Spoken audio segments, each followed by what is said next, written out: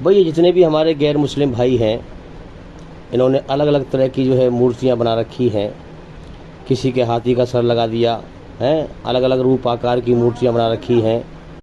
और फिर संसार के सच्चे मालिक को, अल्लाह ईश्वर को, ये उन चीज़ों में समझ रहे हैं जो चीज़ पैदा हुई है और मिट जाती है, तो उसको कैद कर दिया है।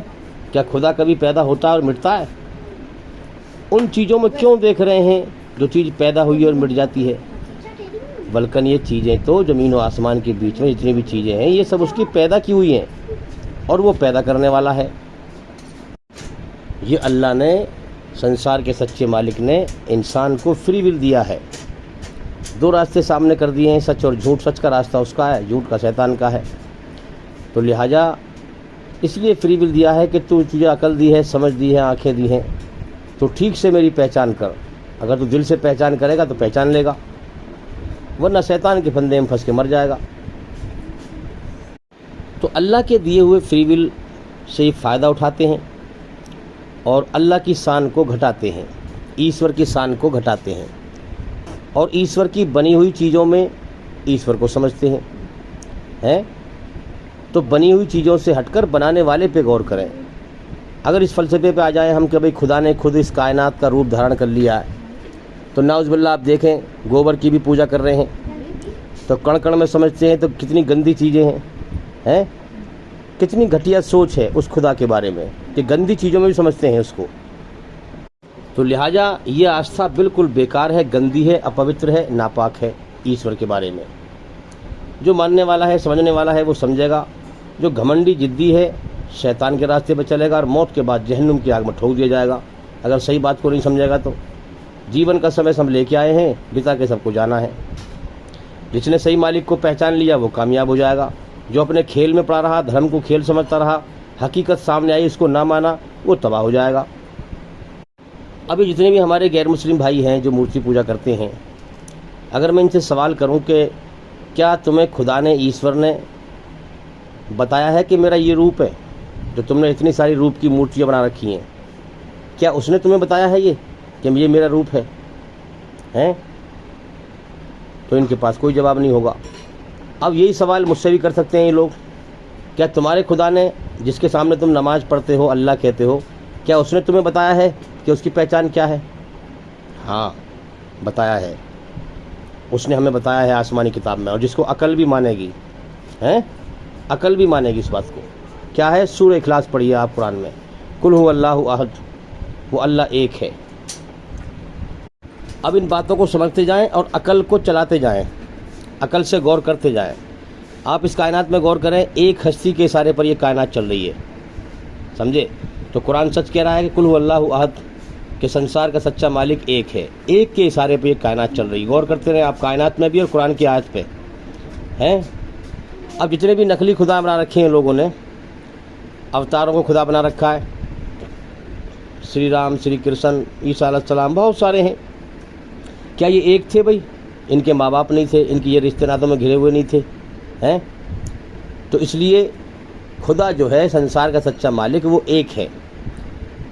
उसके ना बीवी है ना बच्चे हैं। हाँ, अल्लाह समद, सारा जहान उसके सामने बेबस है, मोहताज है, मगर वो किसी के सामने बेबस नहीं है, मोहताज नहीं है। आप इस कायनात में गौर करें कि एक हस्ती की बादशाह छाई हुई है और सब उसके सामने बेबस हैं। जो चाहता है वो कर देता है, लाखों को मौत दे के उठाता है, ज़िंदगी देता है, बीमार करता है। आप देखें, गौर करें, सब उसके सामने बेबस हैं, कोई कुछ नहीं कर सकता। और एक दुनिया का सबसे बड़ा बादशाह हो, उसको वो मौत दे के उठाए, पूरी दुनिया मिलकर रोक नहीं सकती। तो अल्लाह समद, ये आयत सच साबित होती है कि वाकई एक हस्ती है, अल्लाह है वो, जिसके सामने सब बेबस हैं, मोहताज हैं, लाचार हैं।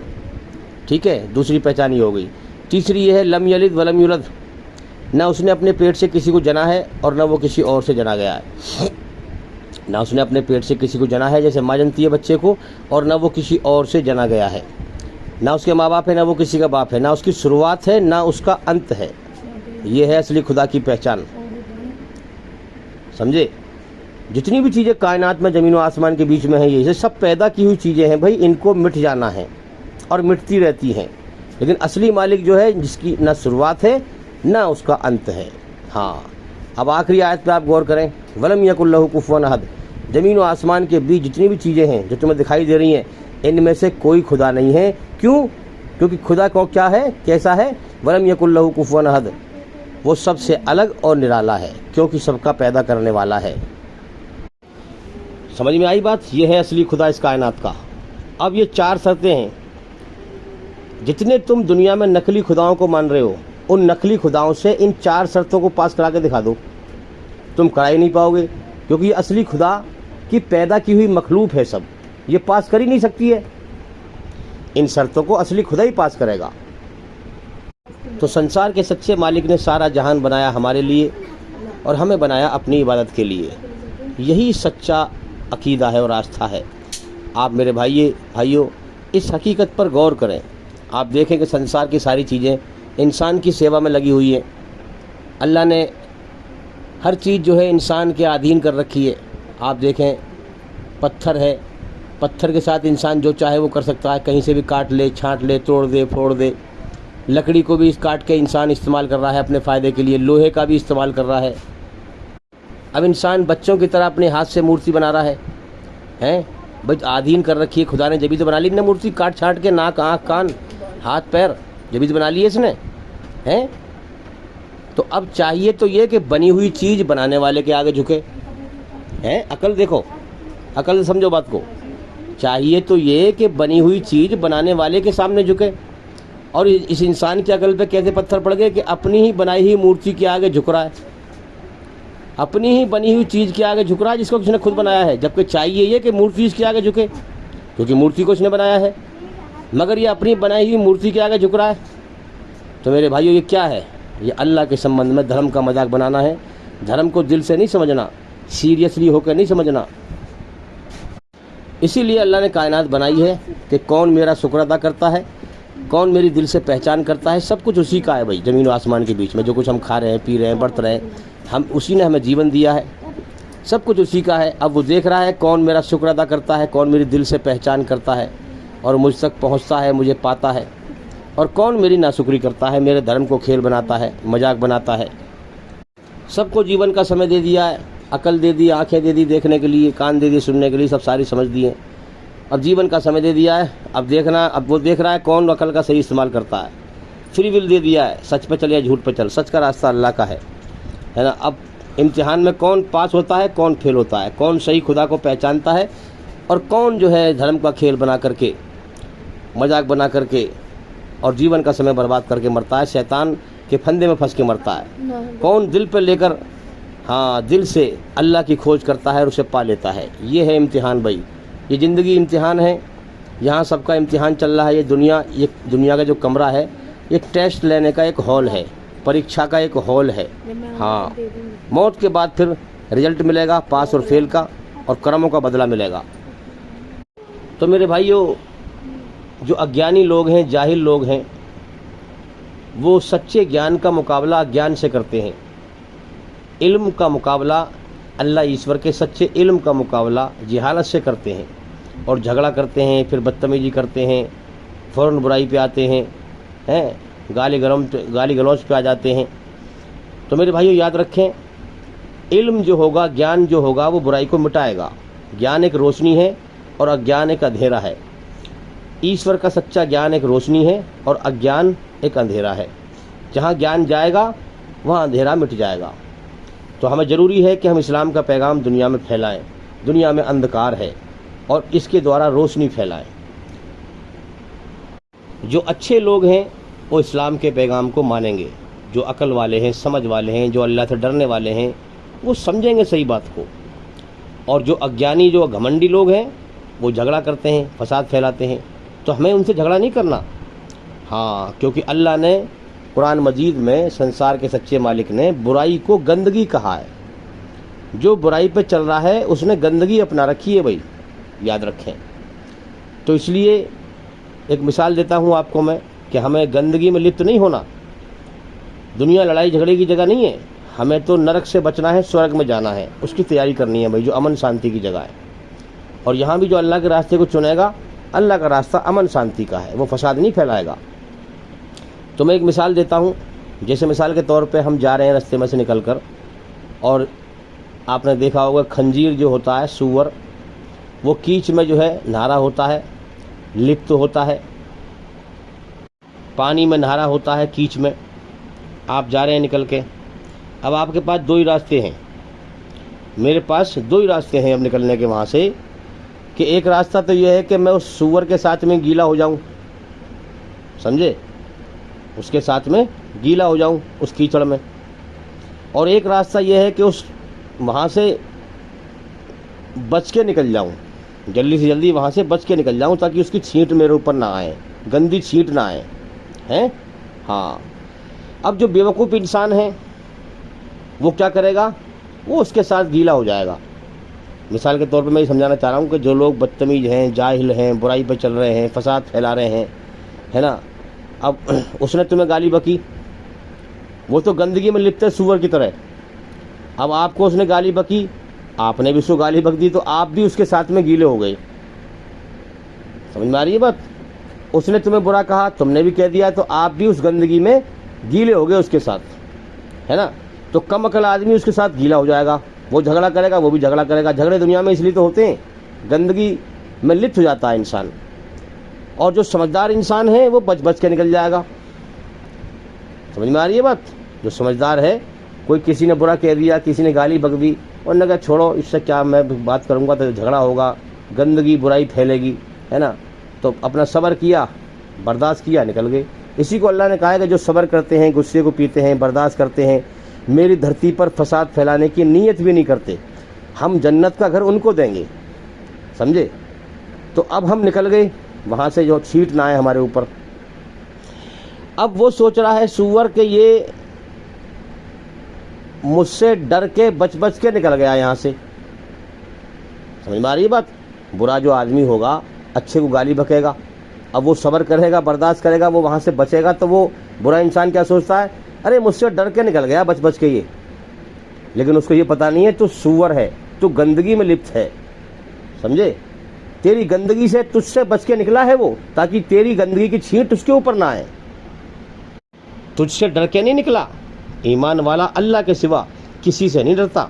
हाँ, तो तुझसे इसलिए बच के निकला है कि तू सूअर है, तू बुराई की गंदगी में लिप्त है, तू बुराई बकवास कर रहा है।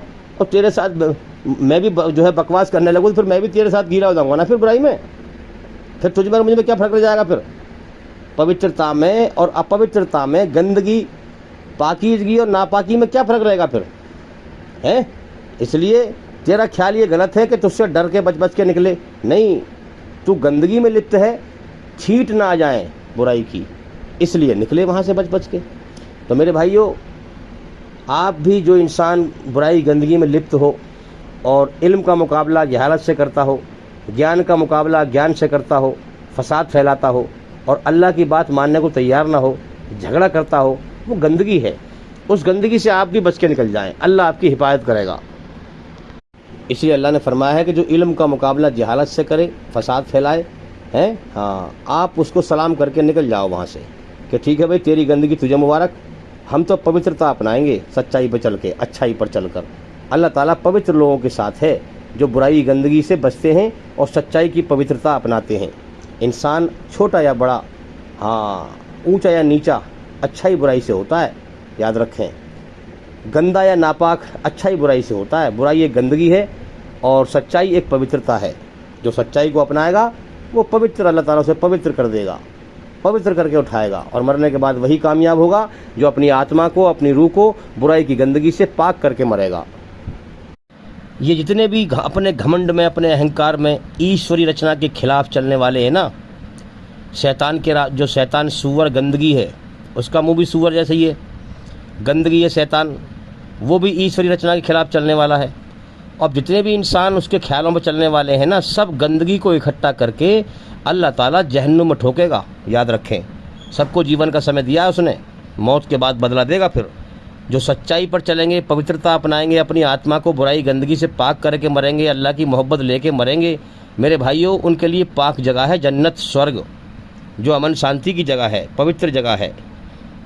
और जिसने अल्लाह के दिए हुए फ्री विल से फ़ायदा उठा करके, अल्लाह ने छूट दी है ना, सच्चाई पे चल या झूठ पे चल, अल्लाह की दी हुई छूट से फ़ायदा उठा करके जिसने जानबूझकर शैतान का टेढ़ा रास्ता अपना लिया है, वो सच्चाई को मानेगा ही नहीं, आप कितनी समझा लो उसको, वो झगड़े करेगा, फसाद फैलाएगा।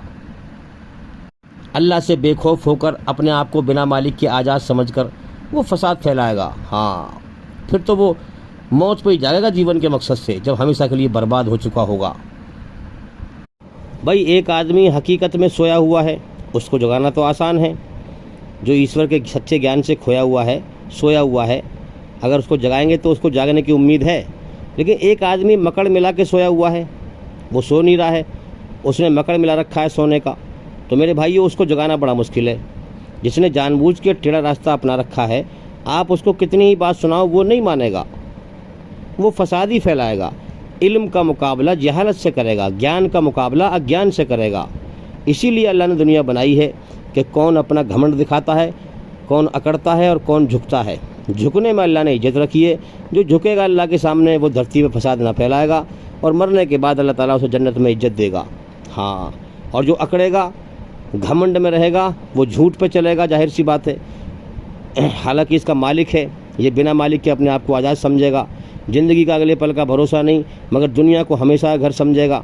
झूठ पे चलेगा, घमंड में जो है फसाद फैलाएगा, शैतान के रास्ते पे चलेगा, गंदा हो जाएगा, बुराई की गंदगी से गंदा हो जाएगा, और फिर मौत के बाद जहन्नुम की आग में, गंदगी में झोंका जाएगा। तो मेरे भाइयों, गंदगी से बचो, वरना शैतान तुम्हें भी गंदगी में लिप्त कर देगा। अल्लाह ताला गंदगी को जहन्नुम की आग में फेंकेगा। संसार के सच्चे मालिक अल्लाह ईश्वर जो निराकार है, उसको छोड़कर किसी और के आगे झुकना ये गंदगी, उसको छोड़कर किसी और के आगे हाथ फैलाना ये गंदगी, उसके साथ किसी को शरीक करना ये गंदगी, बुराई पे चलना ये गंदगी, ईश्वरी रचना के खिलाफ चलना ये गंदगी, गाली बकना, लड़ना झगड़ना ये गंदगी, ज्ञान का मुकाबला अज्ञान से करना ये गंदगी, इल्म का मुकाबला जहालत से करना ये गंदगी। ये तमाम गंदगी है मेरे भाइयों, जो ईश्वरी रचना के खिलाफ है। बुराई, शैतान का रास्ता, ये सब गंदगी है। इनसे बचो ताकि मरने के बाद तुम कामयाब हो सको। देखो, अगर तुम सच्चे अपने बनाने वाले सच्चे मालिक को पहचान कर उसके सामने झुकोगे, उसकी तारीफ को पहचान कर, वो तुम्हें खिला रहा है, पिला रहा है, जीवन दिया है, उसका एहसान मानोगे, उसका एहसान मानते हुए उससे मोहब्बत करोगे, उसके सामने झुकोगे, तो ईश्वर अल्लाह तुम्हारे लिए इज्जत का रास्ता खोल देगा, पवित्रता का रास्ता खोल देगा, सच्चाई का रास्ता तुम्हें दिखा देगा, रोशनी दिखा देगा। अगर तुम ईश्वर अल्लाह की नाफरमानी करोगे, नाशुक्री करोगे, बिना मालिक के अपने आप को आज़ाद समझोगे, अकड़ोगे, तो अल्लाह ताला तुम्हारे लिए गंदगी का रास्ता खोल देगा। उसने फ्री विल दिया है, छूट दी है। हाँ, अब तुम चाहे बुराई पर चलकर गंदे हो जाओ और मौत के बाद जहन्नुम की आग में जाओ, हैं? इन दो रास्तों के दो अंजाम रखे हैं मरने के बाद। इसलिए बुराई की गंदगी से बचें, पवित्रता अपनाएं, जीवन को कामयाब बनाएं, ताकि मौत के बाद की ज़िंदगी में कामयाब हो जाएं, नरक से बच जाएं, स्वर्ग में चले जाएं। तो मेरे भाइयों, अज्ञान, जिहालत एक गंदगी है, और ईश्वर का, अल्लाह का सच्चा इल्म, सच्चा ज्ञान एक पवित्रता है। तो सच्चे ज्ञान को समझें और गंदगी से पाक करें अपने जीवन को, अपनी बिगड़ी हुई ज़िंदगी को सुधारें। इसलिए मैं बार बार कहता हूं कि भी हमारे चैनल के अंदर जा कर के एक एक करके सभी वीडियो देखें और सुनें, ताकि आप जिहालत की गंदगी से बाहर निकलें और सच्चे ज्ञान की रोशनी में आएँ, पवित्रता अपनाएं। तो भाई जल्दी से जल्दी मेहनत करें, जीवन मौत की तरफ को जा रहा है, इस दुनिया को छोड़ के हमेशा के लिए जाना है, जैसे हमारे सामने और लोग चले गए। इसलिए सच्चाई को समझें, ईश्वर की मर्जी को समझें। हमारे चैनल के अंदर जा कर के एक एक करके सभी वीडियो लगातार देखें और सुनें, ताकि जल्दी से जल्दी आप सच को समझ जाएं। उम्मीद करता हूं कि हमारी इस वीडियो से आपको काफ़ी फ़ायदा हुआ होगा, और भाई इंशाल्लाह ज़िंदगी रही तो फिर मुलाकात होगी। अस्सलामु अलैकुम वरहमतुल्लाहि वबरकातुहू। आप सभी सुनने वालों पर अल्लाह की सलामती हो, ईश्वर की कृपा हो, दया हो।